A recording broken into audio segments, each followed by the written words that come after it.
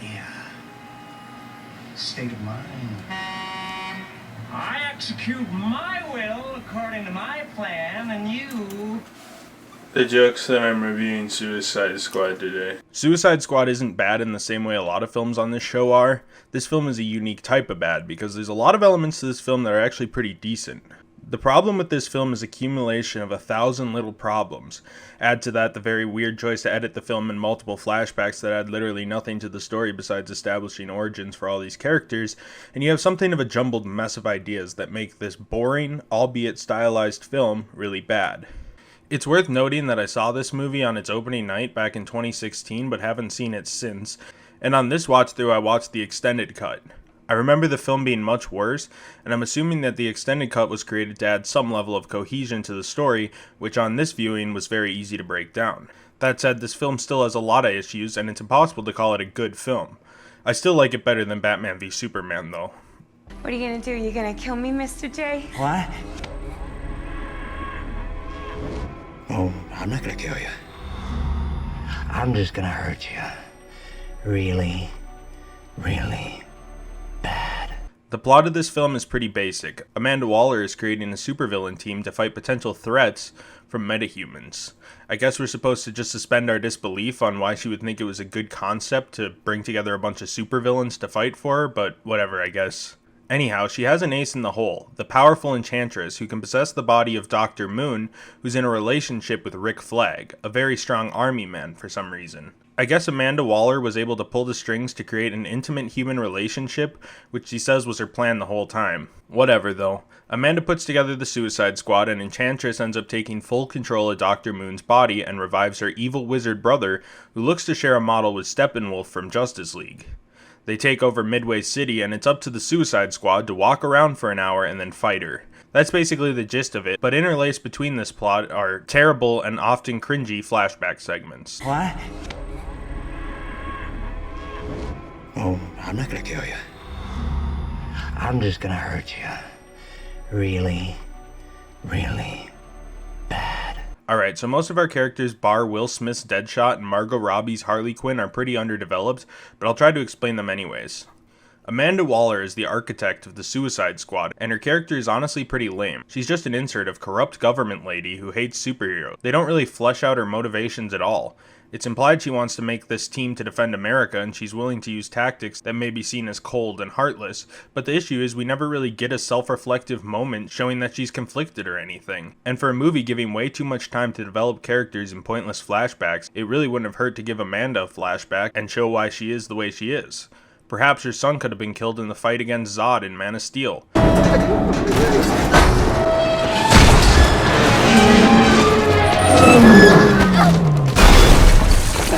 Or she could have led a squad of soldiers to battle against Doomsday that got killed. Literally anything to explain why she wants the Suicide Squad. But nope, they didn't do that. Instead, she just ends up being a mean lady who's willing to kill to achieve her goals of, I guess, peace. Batman shows up in this movie, which was kinda neat, I guess. He basically uses Deadshot's daughter as a human meat shield to arrest him, which is comically not a Batman thing to do. But I guess that was meant to show that Deadshot loves his daughter, or something. Deadshot loves his daughter and kills to protect her, and so he has money to be a good dad, I guess. He doesn't actually have custody of her, so I don't think he really sees her anyways. In fact, his first scene shows him doing an assassination for $2 million to protect a mobster, but we're still supposed to basically think he's good deep down. I don't really understand why this is, other than the fact that he's played by Will Smith. He really plays this kind of captain in war type of character, which is cool, I suppose. The tone of the film definitely has a war type vibe, which makes sense, since Ayer just got off of directing Fury.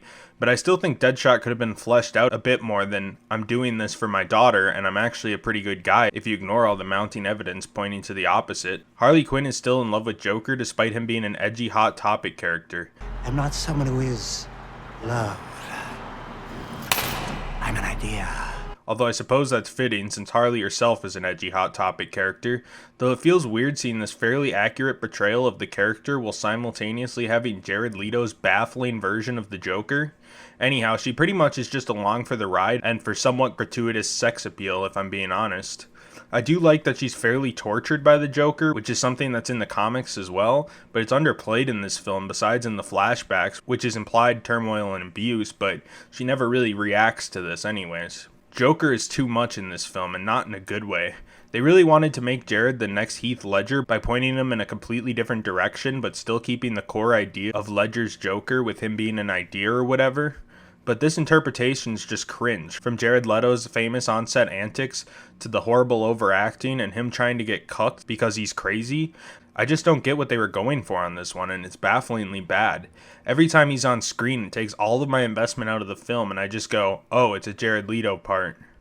The editing in these scenes are also god-awful. Honestly, this interpretation of the Joker is just so bad. I get what they were going for. They wanted to try something new so as not to step on the toes of Heath Ledger's version, but they really, really fucked up on this one. Now, how about the gifts you gave everyone?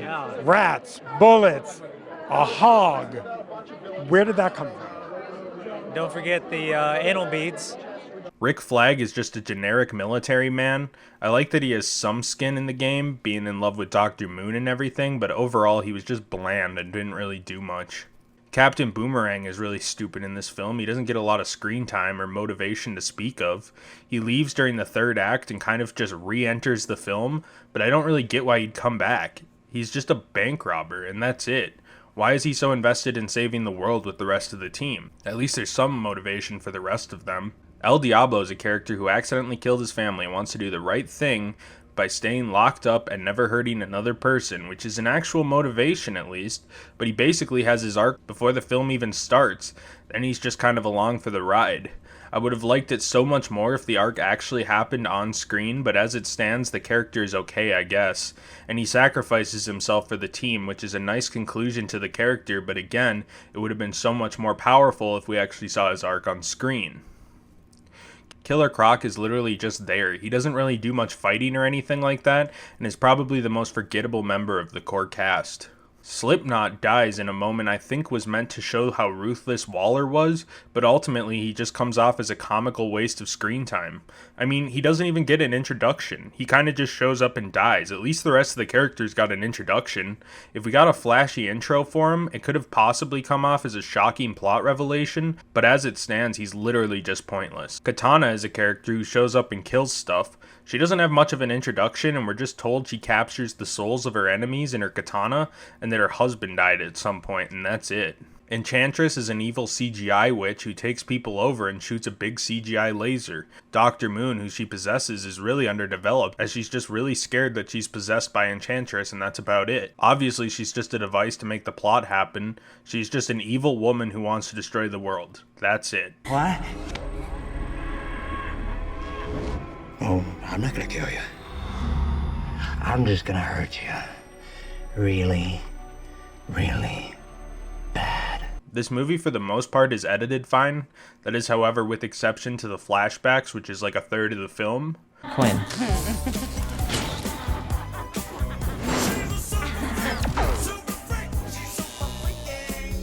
First off, the flashbacks just bring the movie to a screeching halt, but on top of that, they're edited incredibly poorly.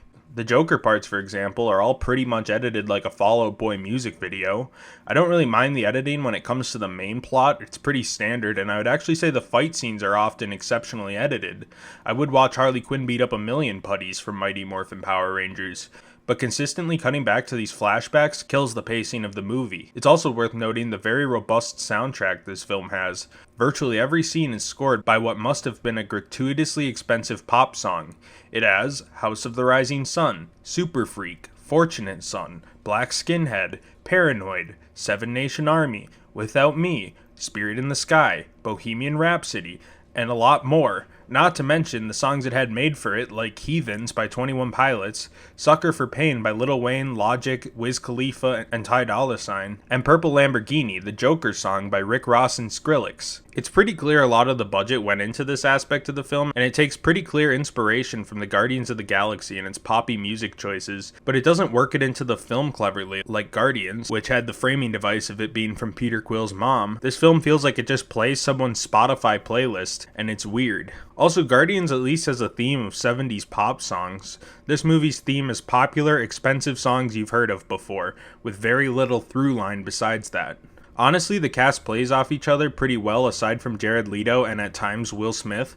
The acting is actually pretty decent for the most part.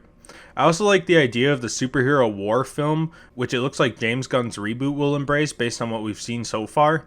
And while this film is exposition heavy to its detriment, it occasionally has interesting things to say. But for a stylized film, as the marketing clearly advertised, I don't know if the exposition heavy film is something people really paid to see. Honestly, this probably should have been a high octane fun adventure, but that's really not what this is. I really liked Margot Robbie as Harley Quinn. That is a spot-on casting choice, and she's pretty good even when playing off less than good performances like Jared Leto's as Joker. What? Oh, I'm not gonna kill you. I'm just gonna hurt you. Really, really bad. As I've stated, the editing's really bad, the Joker is really bad, and the character relationships are occasionally really interesting, although a lot of the exposition and flashbacks really bog the film down. The action feels pretty mindless, despite being shot okay, and when it gets to the final fight, I was really dreading it, because by that point in the film I could really care less and didn't want to see it at all. And as I suspected, it really disappointed. Also, if they wanted to make a grittier war film, why would they make the enemies basically the putties from Power Rangers? It was really dumb. They did mention in passing they used to be real people, but none of the characters really struggled with this fact, so it's pretty much just pointless. Is that a person? It was. Now it's not. Ultimately, the whole villain plot was pretty weak, especially since Dr. Moon gets revived at the end. If she died, that would have made the ending bittersweet, but instead, they really didn't do anything all that exciting. What? Oh, I'm not gonna kill you. I'm just gonna hurt you. Really, really bad. Suicide Squad, at least the extended version, isn't the worst DC Extended Universe film. If it wasn't for the odd editing choices, I'd probably just call it boring and at times emotionally lacking. But it's shot well mostly, even though the color correction makes it really dark despite having very bright marketing. In fact, I think a lot of this film was lost in editing and marketing. There's actually some good stuff here, but as it stands, it falls very flat. Like I said previously, though Margot Robbie and most of the squad do a good enough job acting, and while Will Smith can be a bit corny at times, he's mostly fine as Deadshot. I think there may be an edit of this film that makes this okay, but as it stands, it pretty much sucks. Anyway, that's all for today. Next week will be Birds of Prey and the fantabulous emancipation of one Harley Quinn, so subscribe to see that. I have also already reviewed 10 other films in this series, so check those out if you want. Like and comment too. I respond to most comments and read all of them, so please, by all means, let me know what you think of me as a person. Also, please never let Jared Leto play Joker again. Thanks.